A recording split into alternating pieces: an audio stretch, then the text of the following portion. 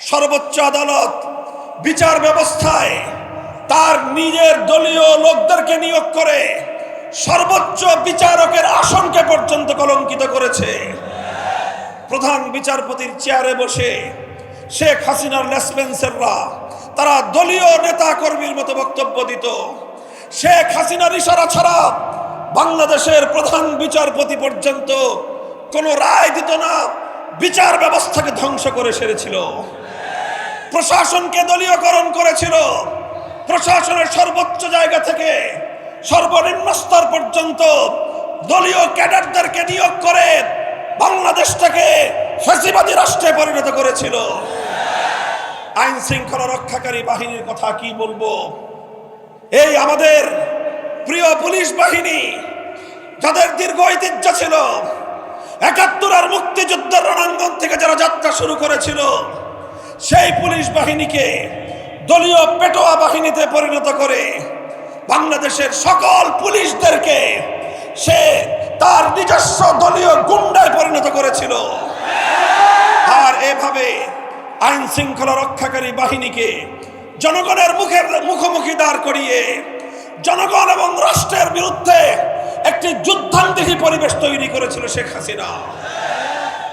আমি অবাক বিস্ময়ে চিন্তা করি যে একটি দেশের আভ্যন্তরীণ বিষয়ে একটি দেশের প্রধানমন্ত্রী হয়ে দেশকে এভাবে আত্মঘাতী ভাবে দেশকে ধ্বংসের দ্বার প্রান্তে কিভাবে একজন মানুষ পরিণত করতে পারে।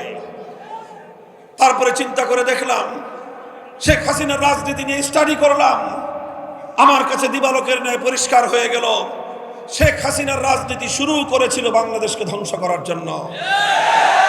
১৯৭৫ সালে তার বাবা শেখ মুজিবুর রহমান সাহেব জাতির সঙ্গে ১৯৭০-এর জাতীয় নির্বাচনে যে ওয়াদা করেছিলেন, সেই ওয়াদা ভঙ্গ করে জনগণের গণতান্ত্রিক অধিকার হরণ করেছিলেন। কোরআন সুন্নাহ বিরোধী আইন তৈরি না করবার অঙ্গীকার করে তিনি ধর্মনিরপেক্ষতাবাদ নামক কুফরি সংবিধান চাপিয়ে দিয়ে ওয়াদা খেলাফি করেছিলেন, জাতির সঙ্গে গাদ্দারি করেছিলেন। ৭২ থেকে ৭৫ সাল পর্যন্ত ৩০,০০০ মায়ের কোল খালি করেছেন। বাংলার ৩০,০০০ দামাল সন্তানকে হত্যা করেছিলেন। ১৯৭১-এর স্বাধীনতার পর সর্বপ্রথম ক্রস ফায়ারের নামে সিরাজ শিকদারকে হত্যা করে শেখ মুজিবুর রহমান সাহেব বাংলাদেশে খুন এবং গুমের রাজনীতির সূচনা করেছিলেন। আর এই সব কিছুর প্রায়শ্চিত্ত করতে হয়েছিল তাকে ৭৫ সালের ১৫ই আগস্ট। কিন্তু আমরা দেখলাম ১৯৭৫-এর ১৫ই আগস্টের এই হত্যাকাণ্ডের পর শেখ হাসিনা ঘোষণা করেছিলেন আন্তর্জাতিক গণমাধ্যমে, যেই জাতি যেই দেশ তার বাবা এবং তার পরিবারকে হত্যা করেছে, তিনি সেই দেশের কাছ থেকে, সেই জাতির কাছ থেকে প্রতিশোধ গ্রহণ করবেন। সেই শুরু হলো শেখ হাসিনার প্রতিশোধের রাজনীতি। ১৯৭৫ সালের ১৫ই আগস্ট থেকে ২০২৪ সালের ৫ই আগস্ট শেখ হাসিনার ৫০ বছরের রাজনীতি ছিল প্রতিশোধ গ্রহণের রাজনীতি।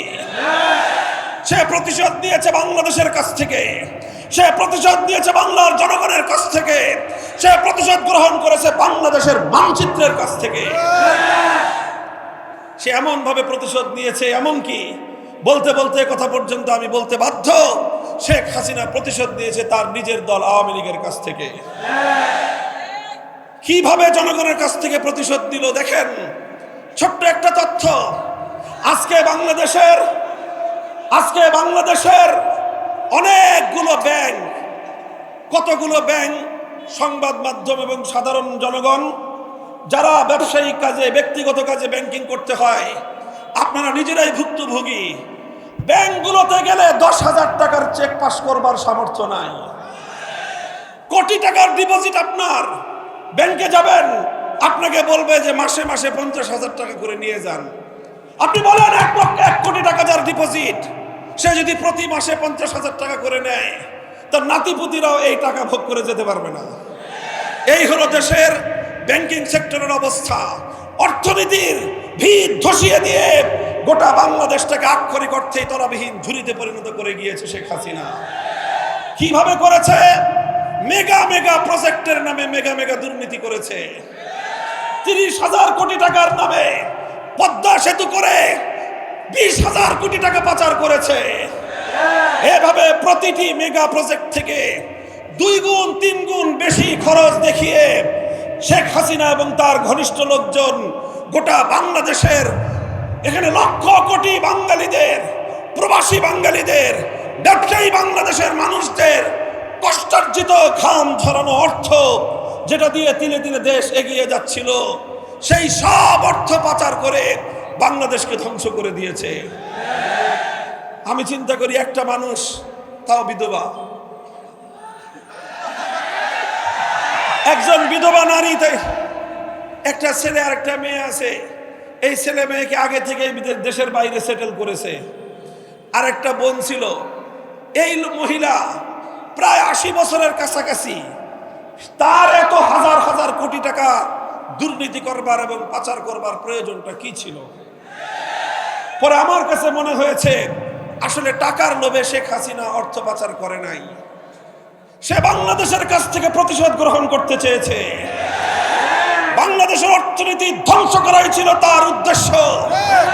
বাংলাদেশ যেন বিশ্ব দরবারে মাথা উঁচু করে দাঁড়াতে না পারে, বরং বাংলাদেশ যেন চিরদিন ভারতের করতলগত একটি অঙ্গরাজ্যের মতো থাকে, সেটাই ছিল শেখ হাসিনার রাজনীতির প্রধান কথা।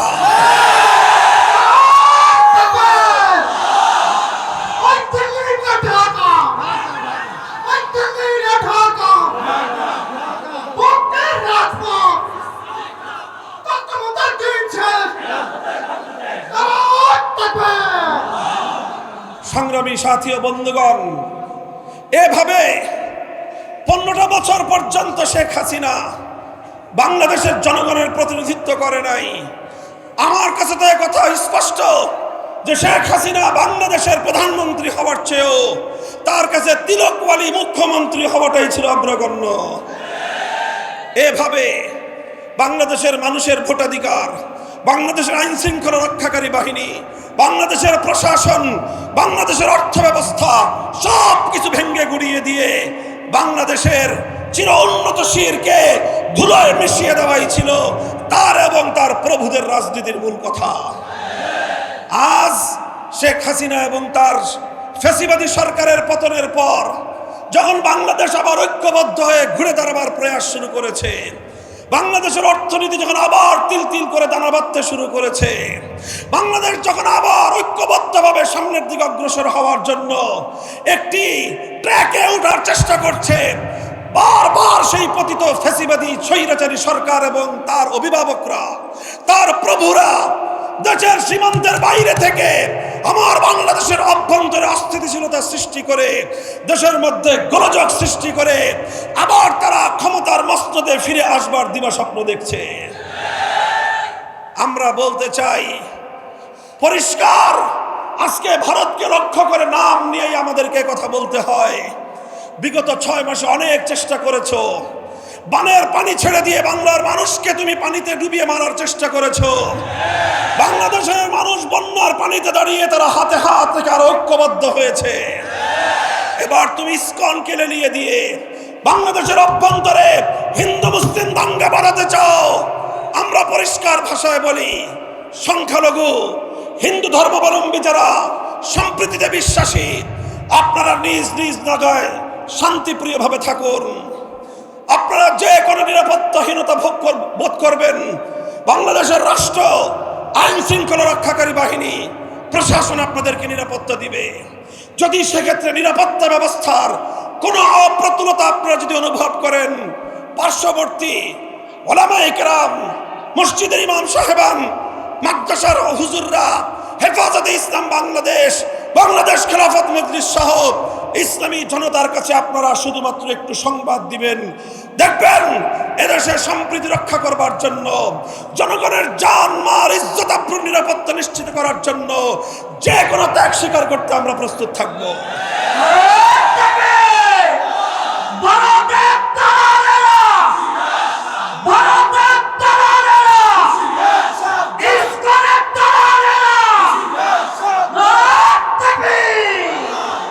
আমরা বাংলাদেশের এই অন্তর্বর্তীকালীন সরকারের কাছে স্পষ্ট দাবি জানাতে চাই, সব বিষয়ে স্বাভাবিকতাকে ফিরিয়ে আনবার চেষ্টা করুন।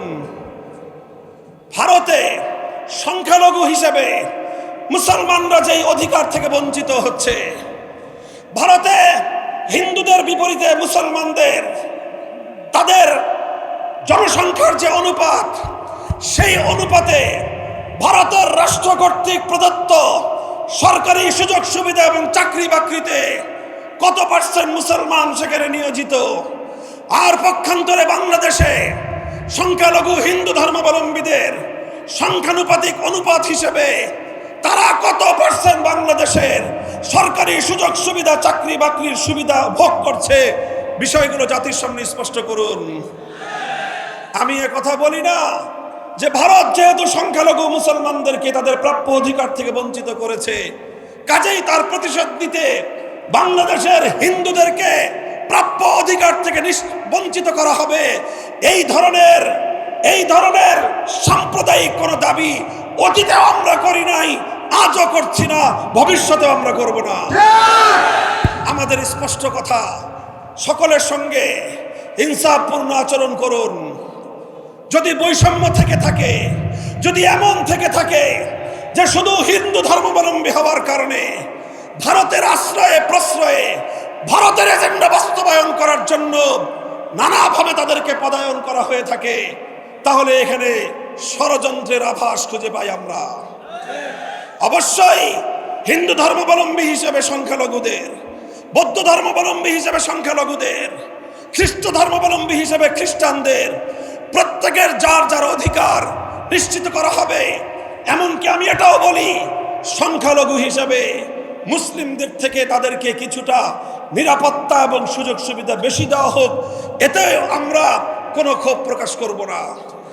কিন্তু যদি আরেকটি দেশের এজেন্ডা বাস্তবায়ন করার জন্য যারা বাংলাদেশকে নয় ভারতকে নিজেদের প্রধান আশ্রয় হিসেবে মনে করে, তাদেরকে মাধ্যমে যদি আমার বাংলার অভ্যন্তরে বিশৃঙ্খলা সৃষ্টির পায়তারা করা হয়, আর সেই বিশৃঙ্খলাকারীদেরকে যদি আপনারা প্রতিরোধ করতে না পারেন, প্রতিরোধ করতে ব্যর্থ হন, জনগণ নিজেরাই প্রতিরোধের জন্য প্রতিরোধ যুদ্ধ করবে।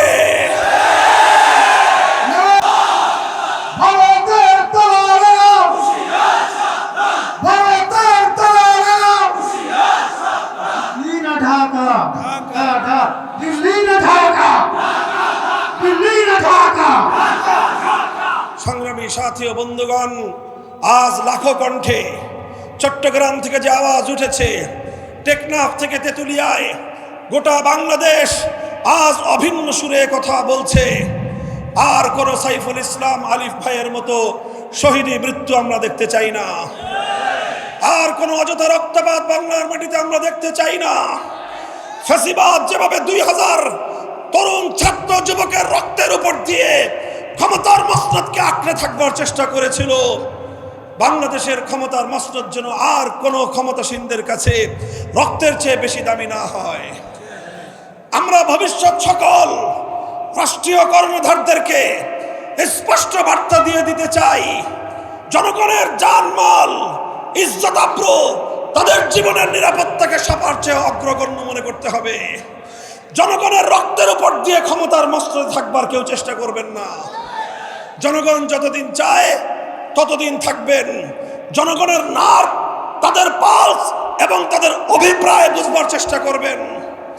অন্তর্বর্তীকালীন সরকারকে বলবো, একেবারে আনলিমিটেড সময়ের জন্য ক্ষমতা আপনাদেরকে দেওয়া হয় নাই, একটা নির্ধারিত সময়ের জন্য আপনাদেরকে ক্ষমতার মসনদে বসানো হয়েছে। সুনির্দিষ্ট একটা এজেন্ডা রয়েছে, সুনির্দিষ্ট দায়িত্ব রয়েছে।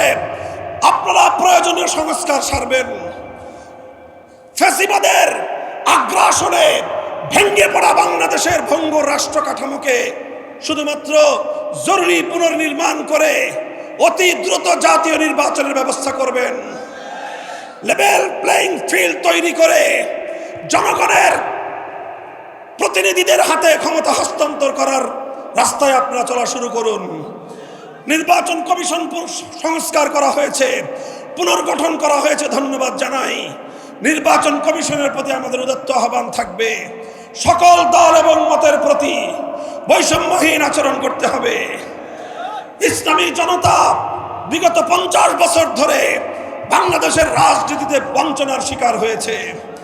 ঢাকা বিশ্ববিদ্যালয় সহ প্রতিটি পাবলিক বিশ্ববিদ্যালয়ে ইসলামী সংগঠনগুলোকে অঘোষিতভাবে নিষিদ্ধ করে রাখা হয়েছিল। প্রতিটি পাবলিক বিশ্ববিদ্যালয়, প্রতিটি প্রাইভেট বিশ্ববিদ্যালয় সহ সকল শিক্ষাঙ্গনে ইসলামী সংগঠনগুলোর রাজনীতি করবার সুযোগ অবারিত করতে হবে। এদেশের ইসলামী সংগঠনগুলোই সাম্প্রদায়িক সম্প্রীতি রক্ষার ক্ষেত্রে অগ্রণী ভূমিকা পালন করে। বাংলাদেশ খেলাফত ছাত্র মজলিস আজ বাংলার প্রতিটি প্রান্তে প্রান্তে, স্কুল, কলেজ, মাদ্রাসা, ইউনিভার্সিটি সব জায়গায় তারা কাজ করছে। এদেশের তরুণ ছাত্র জনতাকে আমি উদাত্ত আহ্বান জানাই, আসো আমরা হাতে হাত রাখি। যেভাবে 5ই আগস্টের বিপ্লবের জন্য শহীদ আবু সাঈদরা বুলেটের মুখে বুক চিতিয়ে দাঁড়িয়েছিল, এটাই হলো বাংলাদেশ। শহীদ আবু সাঈদ বাংলাদেশের অপর নাম।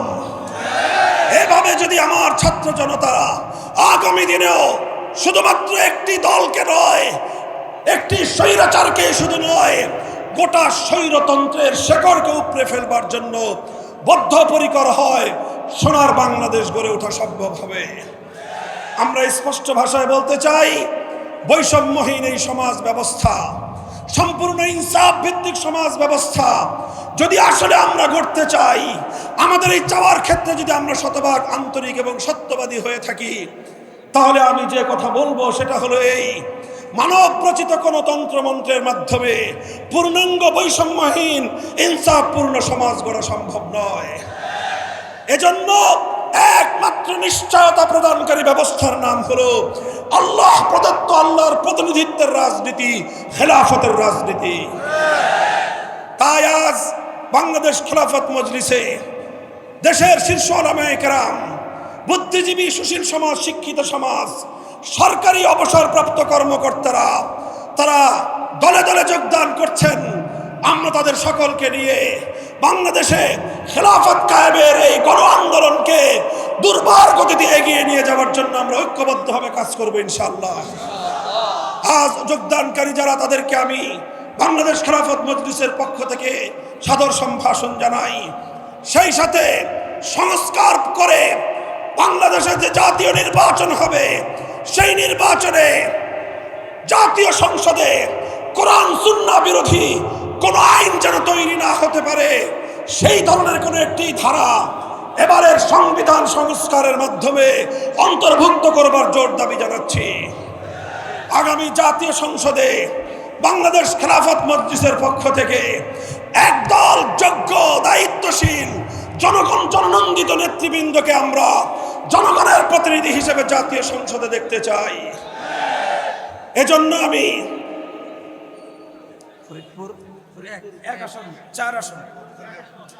ফরিদপুরের 1 আসন থেকে, বলমারী, মধুখালী, আলফাডাঙ্গার আসন থেকে মুফতি শরাফত হোসেনকে আমাদের দলীয় প্রতীক রিকশা তুলে দিয়ে আপনাদের সকলকে তার সহযোগিতায় মাঠ ময়দানে কাজ করার জন্য উদাত্ত আহ্বান জানাই।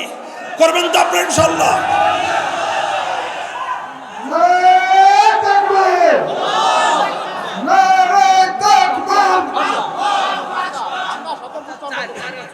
ফরিদপুর 4 ভাঙ্গা চরভদ্রাসন সদরপুর আসন থেকে মিজানুর রহমান মোল্লা সাহেবকে রিকশা প্রতীক হাতে তুলে দিয়ে ইনশাআল্লাহ আপনাদের সকলের কাছে তার প্রতি সহযোগিতার হাত মাঠে ময়দানে কাজ করার উদাত্ত আহ্বান জানাই। আপনারা থাকবেন তো ইনশাআল্লাহ? ইনশাআল্লাহ ইসলামী বিপ্লবের যে গণজোয়ার সৃষ্টি হয়েছে, এদেশের সকল ইসলামপন্থীরা আমরা হাতে হাত রেখে আগামীর বাংলাদেশ একটি সাম্রাজ্যবাদ বিরোধী বাংলাদেশ হিসেবে গড়ে তুলব। কোন বিদেশি আধিপত্যবাদী শক্তির আধিপত্য বাংলাদেশে চলবে না। আগামীর বাংলাদেশ হবে ইসলামের বাংলাদেশ, আগামীর বাংলাদেশ হবে খেলাফতের বাংলাদেশ।